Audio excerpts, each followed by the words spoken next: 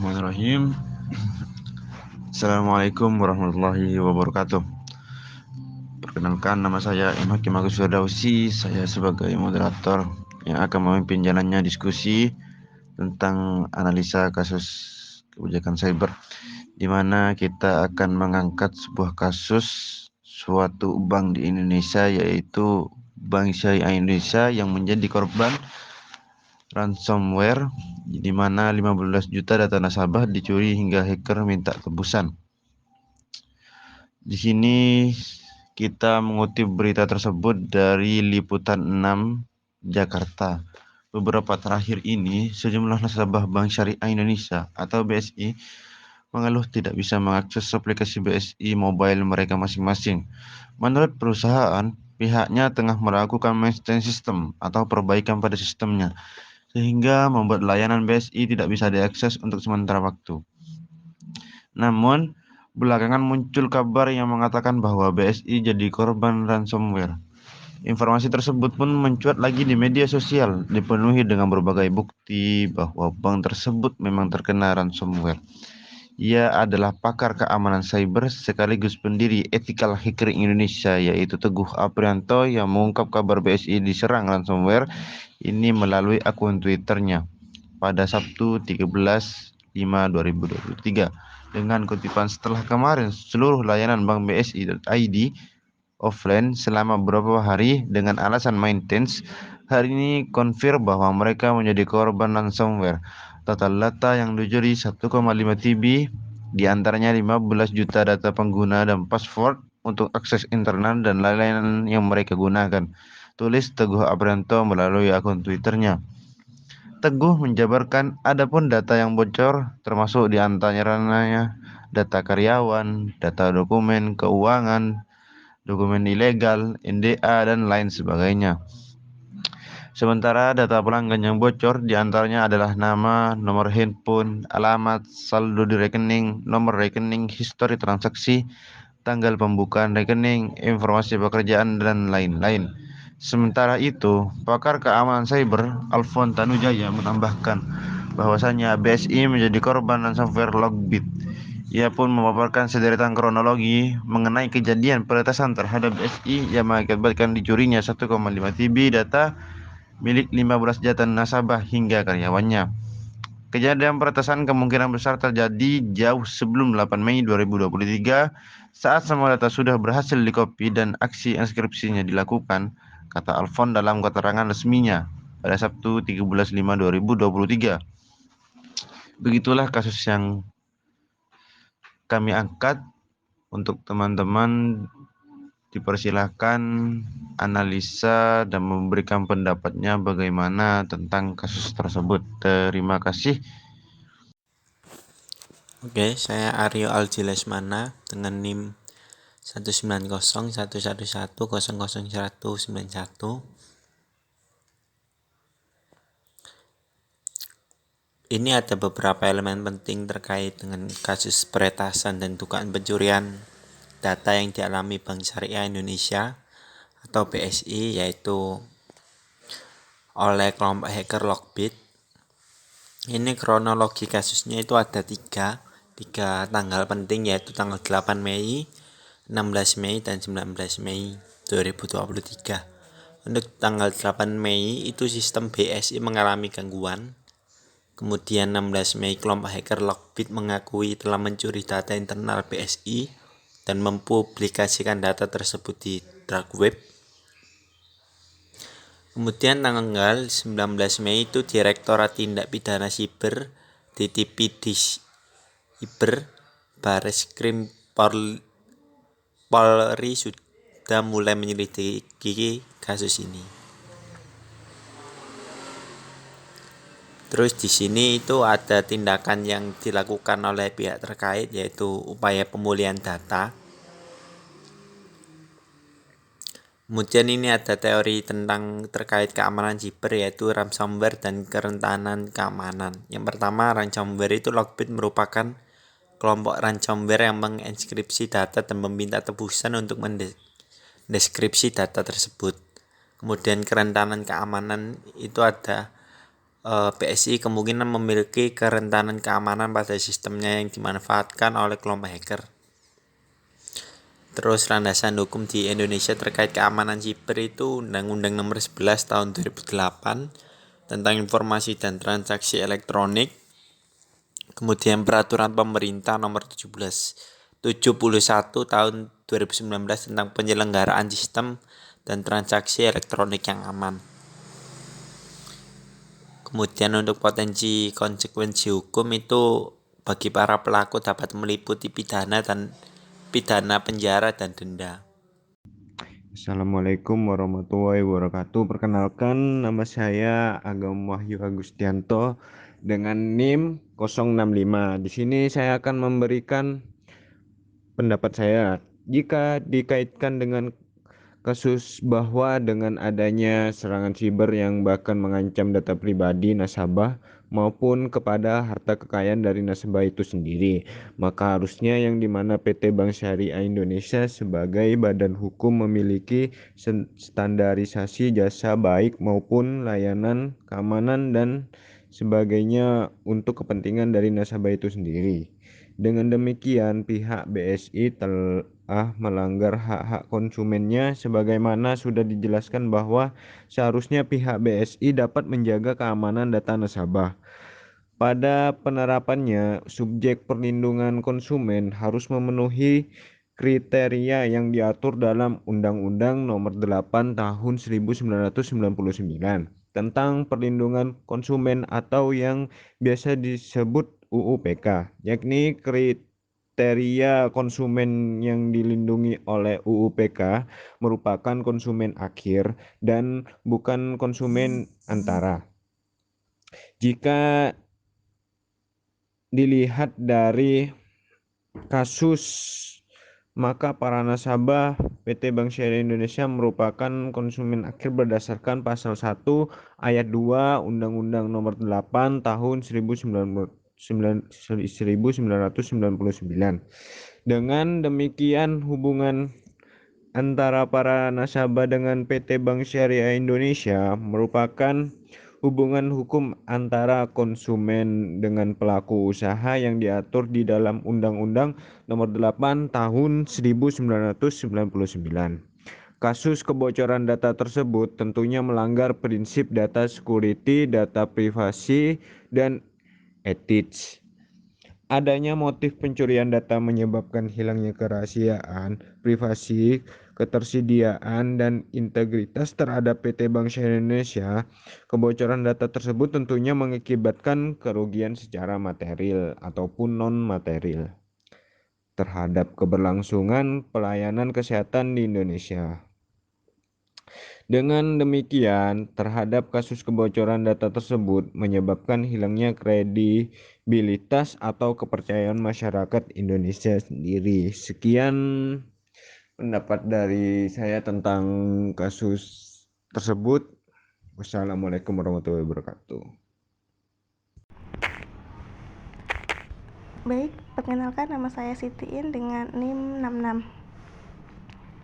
Di sini saya akan memaparkan dan memberikan pendapat bahwasanya negara Indonesia itu sering terjadi yang namanya kebocoran data.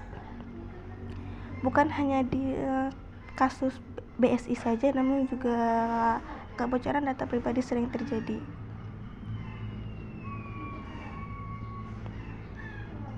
Sehingga Sairman, Lembaga Riset Keamanan Cyber Indonesia, juga berpendapat bahwasanya menurut dia itu Indonesia itu belum memiliki aturan keamanan cyber setingkat undang-undang.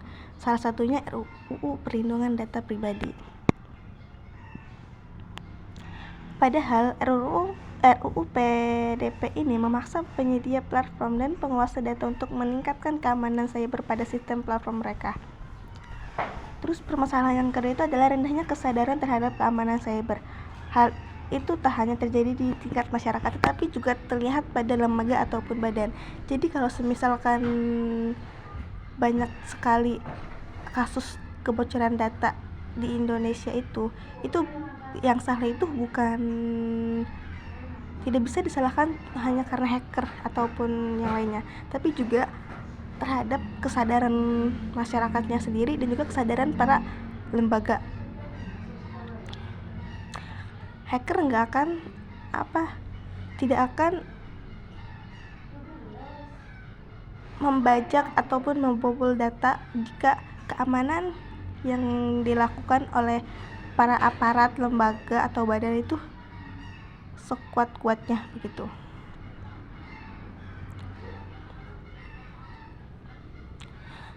Dan juga rendahnya kesadaran tersebut membuat politik anggaran tidak pro terhadap keamanan cyber, sehingga keamanan cyber Indonesia mudah dibobol. Mulai dari kasus yang telah dipaparkan terhadap saudara-saudara tadi, yaitu adalah kebocoran Bank Syariah Indonesia. Terus yang waktu tahun 2022 juga terjadi, yaitu kebobolan data pribadi yang dibobol oleh BJ Orka, dan juga masih banyak yang lainnya. Harusnya lembaga ataupun pemerintah Indonesia itu harus memperkuat lagi yang namanya itu situs keamanan cyber, agar para hacker-hacker tersebut tidak mudah membobol ataupun mencuri data masyarakatnya gitu. Jadi yang saya harapkan, semoga kebobolan ataupun kebocoran data pribadi ini bisa membuat para lembaga ataupun pemerintah memiliki kesadaran yang lebih lagi, dan kemudian bisa memberikan atau kinerja yang terbaik bagi masyarakatnya, agar data masyarakatnya tidak terjadi kebocoran kembali. Terima kasih. Perkenalkan, nama saya Kusul Khotimanullah dengan NIM 073. Di sini saya setuju dengan pendapat Mbak Iin, karena di kasus ini bukan cuma salah si hacker aja, tapi kasus ini tuh juga menandakan sistem pengamanan Bank Syariah Indonesia itu yang lemah, karena kemungkinan besar pemerintah sudah mengintip titik lemah sistem pengamanan bank hasil merger yang biasanya belum teruji. Padahal pemerintah 1 tahun yang lalu baru saja menerbitkan Undang-Undang Nomor 27 Tahun 2022, yaitu tentang perlindungan data pribadi.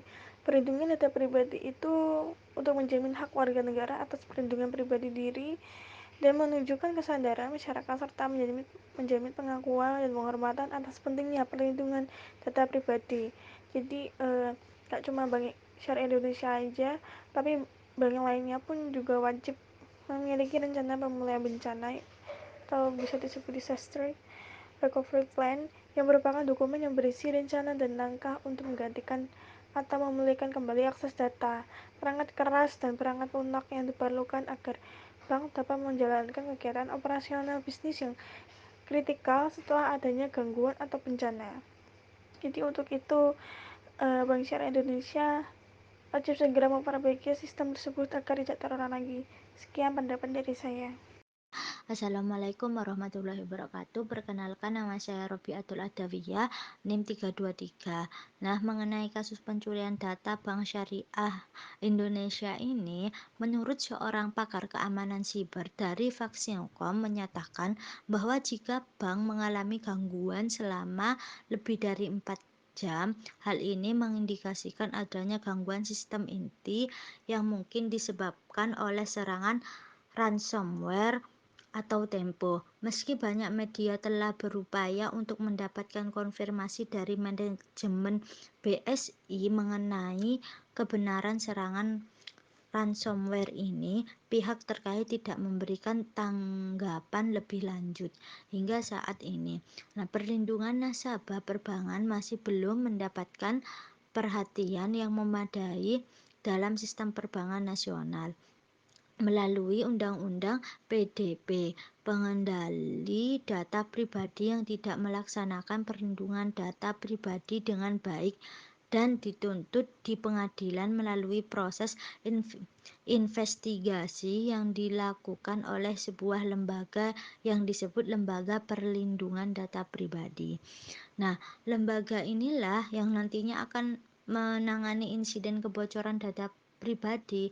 Namun karena lembaga tersebut belum terbentuk mekanisme penegakan hukum dalam Undang-Undang PDP belum dapat berjalan dengan baik dan jelas. Lalu bagaimana mekanisme pertanggungjawaban BSI? Nah, Kepala Lembaga Riset Keamanan Siber (SISREX), Dr. Pratama Persada mengungkapkan bahwa BSI sedang mempertimbangkan pemberian ganti rugi kepada nasabah yang mengalami kerugian akibat gangguan dalam layanan perbankan (BBC) jika melakukan komparasi regulasi terkait perlindungan data pribadi milik Eropa yang tertuang dalam GDPR (General Data Protection Regulation) pasal 83 ayat 5. Di dalamnya diatur mengenai besaran ganti rugi yang dapat dibayar oleh pengendali data pribadi sebesar 20 juta euro atau setara dengan 320 miliar rupiah. Nah, sekian dan terima kasih.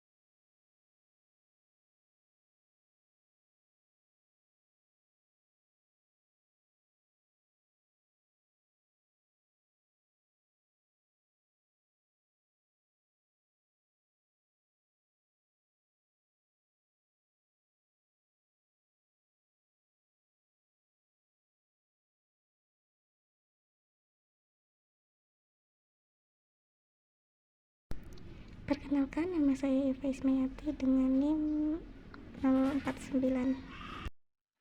Dalam kasus ini, PSI melanggar hukum yang terdapat pada pasal 40 ayat 1 UU Nomor 10 Tahun 1998, wajib merahasiakan keterangan mengenai kerahasiaan data. Karena telah lalai menjaga data keamanan pada nasabahnya, pihak perusahaan BSI dapat terjerat tindak pidana. BSI telah melanggar hak konsumennya sebagaimana sudah dijelaskan bahwa seharusnya pihak BSI dapat menjaga keamanan data nasabah sesuai UU Nomor 8 Tahun 1919 tentang perlindungan konsumen atau yang biasa disebut UU PK. Kasus kebocoran data tersebut tentunya melanggar prinsip data security, data privasi, dan etik yang dapat mengakibatkan kerugian secara material ataupun non-material terhadap keberlangsungan pelayanan kesehatan di Indonesia dan menyebabkan kehilangnya kredibilitas atau kepercayaan masyarakat Indonesia.